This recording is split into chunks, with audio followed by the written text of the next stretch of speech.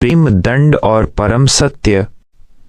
वृक्ष गिरे और उन गिरे हुए वृक्षों के बीच से दो दिव्य पुरुष प्रकट हुए, नलकूबर और मणिग्रीव। उनके नेत्रों में भय नहीं था, उनके हृदय में पश्चाताप नहीं था, उनके रोम रोम में केवल कृतज्ञता थी, क्योंकि आज उनके जीवन का सबसे मधुर क्षण था, भगवान श्री कृष्ण का दर्शन, भगवान का वचन, भगवान का स्पर्श, भगवान की करुण मुस्कान। कहो, क्या ये श्राप था? नहीं प्रिय, ये तो वरदान से भी श्रेष्ठ प्रेम दंड था। श्राप कभी नाश नहीं करता, श्राप तो केवल हमारे कर्मों की मैल को धीरे धीरे धो देता है। कोई भी जीव किसी दूसरे जीव को नष्ट नहीं कर सकता। हमारा कर्म ही हमारे हृदय में बैठकर कभी विचार बनता है, कभी परिस्थिति, कभी रोग और कभी कोई घटना। हे प्रिय जीव, तुम्हें यह मानव देह नष्ट करने के लिए नहीं मिली है, पर जब पराई माताओं में विकार देखे जाते हैं, पराई संपत्ति में लालसा जगती है, इंद्रियों के सुख में आत्मा को गिरवी रखा जाता है, तब हम स्वयं अपने हाथों से अपना पतन कर लेते हैं। और अजीब बात यह है, दुनिया इसे उन्नति कहती है। सच्ची उन्नति क्या है? इंद्रियों को प्रेम से शासन में रखना, मन को कोमलता से प्रभु के चरणों में रखना, जो मिले उसी में संतोष की चादर ओढ़ लेना और हर कर्तव्य को भगवान की सेवा समझ लेना। ज्ञान मोह को काट देता है। योग वशिष्ठ में महारानी चुड़ाला की कथा आती है।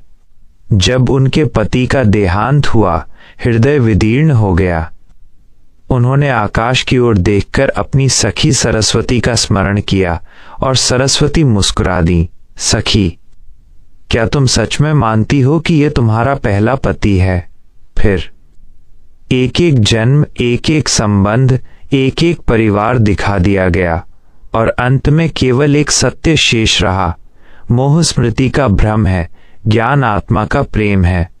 यह परिवार क्यों मिला है? भगवान को पाने के लिए। गृहस्थी भी उतनी ही पवित्र है जितनी वैराग्य की कुटिया।